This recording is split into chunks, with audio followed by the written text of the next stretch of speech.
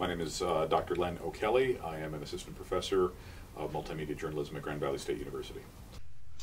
5:19 on a Friday morning. It's Len O'Kelly going to clean up my stuff and hit the road, because what else is there to do? You've played all these songs. You've got to go talk NPR and let everybody know what's going on in the Middle East or some crap like that.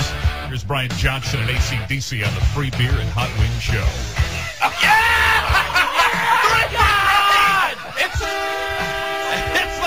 It's like when Ted Williams hit a home run in his final at bat.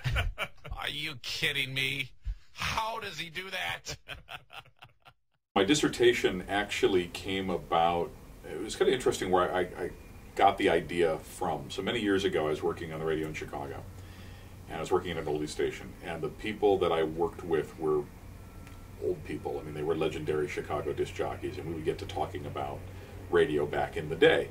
And my father grew up in Chicago, and he's still around. He's going to be 70 years old. And we were sitting at a baseball game talking about the radio station, and I explained, the people I worked with, and I started naming off the names of these disc jockeys at this station. And I got to the name Herb Kent, and my dad's eyes lit up and says, "Herb Kent, the cool gent, you know him?" And I said, "Yeah, how do you know him?" Because Herb worked on one of the African-American radio stations in Chicago. And my dad said, "We all listened to Herb Kent. We never told our parents. We didn't want our parents to know we were listening to the black station. But that's what we all listened to because they played better music."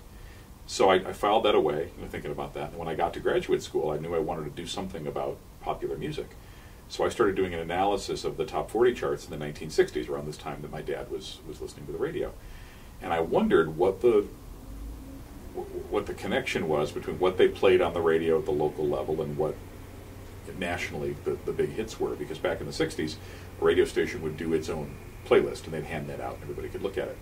So I wanted to see how close those lists were to the national charts, but then I wanted to look at how different they were based on race of the performer and gender of the performer. And what I found was that typically, both for Chicago and for Grand Rapids, if a record was put out by an artist of color, it charted considerably lower than the national chart said it should have. In the best case, it was 3-4 places lower on the chart, sometimes 9 to 10 places lower. A lot of times the song didn't even get played at all. Aretha Franklin's song Respect never got played in Grand Rapids. And the reason that was given in doing some interviews was one of the program directors in town said that they thought the song was too uppity. Now, there was a white group from Detroit who recorded Respect, and that version got played. And I thought there's clearly a racial factor here. So I wanted to dive into why things got played, why they didn't get played. And I found this discrepancy. So I did some interviews with some disc jockeys as well to find out, okay, was this simply the radio stations were racist, or were there other reasons? And I learned that there were very, very strict rules in place that said we can never play 2 black artists back to back, we could never play 2 women back to back. So when they crafted the playlist for the station, they had to make sure to separate the records. There was kind of a musical segregation that was going on. And I thought, well, wait a minute. Radio stations used to do countdown shows, right? We'll start at number 40 and go all the way to number 1. Are you telling me then that where songs charted had to do with where they were? And these people said basically yes. And that got me thinking about the Billboard charts and all the things that we know about charted music. As people, we have a need to organize things, right? We like things to be in order. Was that order valid? And I suspect that it was largely not.